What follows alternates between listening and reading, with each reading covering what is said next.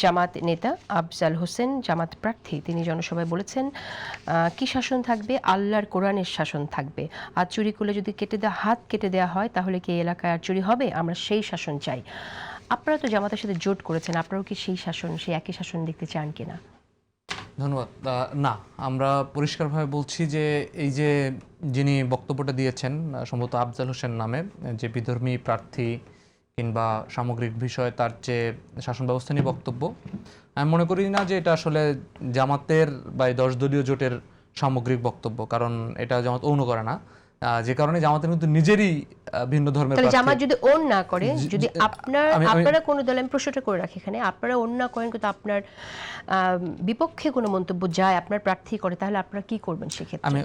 সেই প্রার্থীকে তো আপনারা কোনো বার্তা দেবেন বা কোনো অ্যাকশন নেবেন? আমি মনে করি না, যে কারণ জামাতের কিন্তু এটা পরিষ্কার, যখন সে যদি এটা বিশ্বাস করে যে এই 10 দলে যে এখানে ভিন্ন ধর্মের কোনো প্রার্থী থাকতে পারবে না,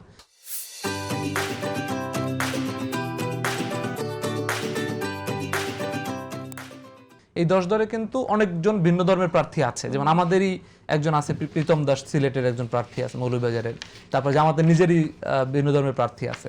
সো এইটা আসলে আমার কাছে মনে হচ্ছে যে এটা একটা পার্টিকুলার বক্তব্য এবং এটা কোনোভাবেই জামাতের পলিসির ক্ষেত্রে প্রভাব পড়বে না। যেমন আমি বললাম যে এই কথাটা যদি আপনি শুরু থেকে, যেমন জামাতের যে বিষয়গুলো, পলিসিগুলো নিয়ে কন্ট্রাডিকশনগুলো সেগুলো তুলছেন, যেমন আপনি যদি এই কথাটাকে ন্যারেট করেন যে শরিয়ার বাইরে কোনো আইন হবে না, এই কথাটা কিন্তু ইকুয়ালি মানে হচ্ছে ডিডাক্ট করে যে আসলে কোরআন সুন্নাহর আইন হবে। তার মানে জামাতের এই কথা এবং মির্জা ফখরুল ইসলাম আলমগীর সাহেবের কথা কিন্তু একই কথা।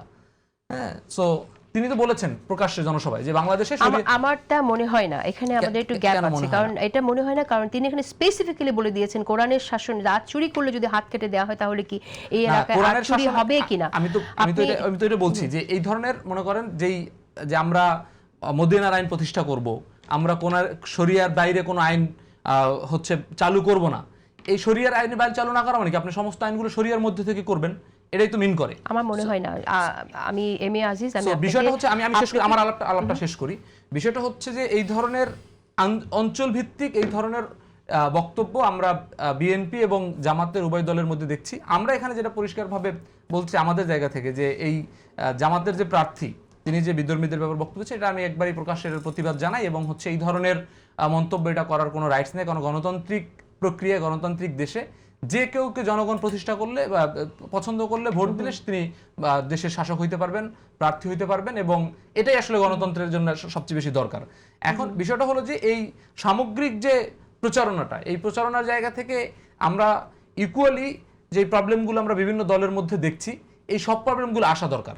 মনে করেন এখানে শুধুমাত্র এই 10 দলীয় জোটের প্রার্থীদেরই সমস্যা হচ্ছে তা না, এই প্রত্যেকটা জায়গা থেকে এই ধরনের বক্তব্য যে আসছে, সেই বক্তব্যগুলোর আঞ্চলিক ইম্প্যাক্ট আছে, সেই বক্তব্যগুলোর সামগ্রিক ইম্প্যাক্ট আছে। হ্যাঁ, এবং বিএনপির সাথে যেই 5টা সিট পেয়েছে যে একটা ইসলামিক দল, তাদের বক্তব্য দেখেন, তারাও কিন্তু পরিষ্কারভাবে শরিয়ার কথা বলছে। তো প্রত্যেক জায়গায় বাংলাদেশে আসলে একটা সমস্যা হয়ে গেছে যে এই ইলেকশন সিজনে বিএনপির যারা আজকে আমরা কি বলে প্রগতিশীল নারী যারা আছে, তাদেরকেও দেখছি এখন মাথায় কাপড় দিয়ে হচ্ছে ভোট চাচ্ছে, আবার জামাতের লোকজন ধর্মের কথা বলছে।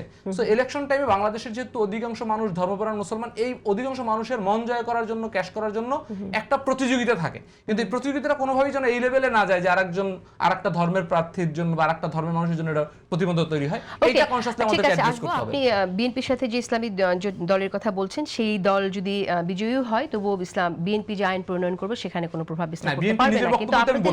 কিন্তু আপনাদের জোটের মধ্যে জামাত ইসলামী সবচেয়ে বড় দল, বিএনপির একাধিক প্রার্থী যারা, তারা তো বিএনপির প্রার্থী, ধানের শীষের প্রার্থী, তাদের কথাও তো বললাম, তারাও তো একাধিক ভাবে এই বক্তব্যগুলো ধারাবাহিক বলে যাচ্ছে। জামাতের একটা আপনি ধরছেন, আমি কিন্তু বিএনপি 5টা ধরতে পারবো, কিন্তু ধরাধরি করলে শেষ হবে না।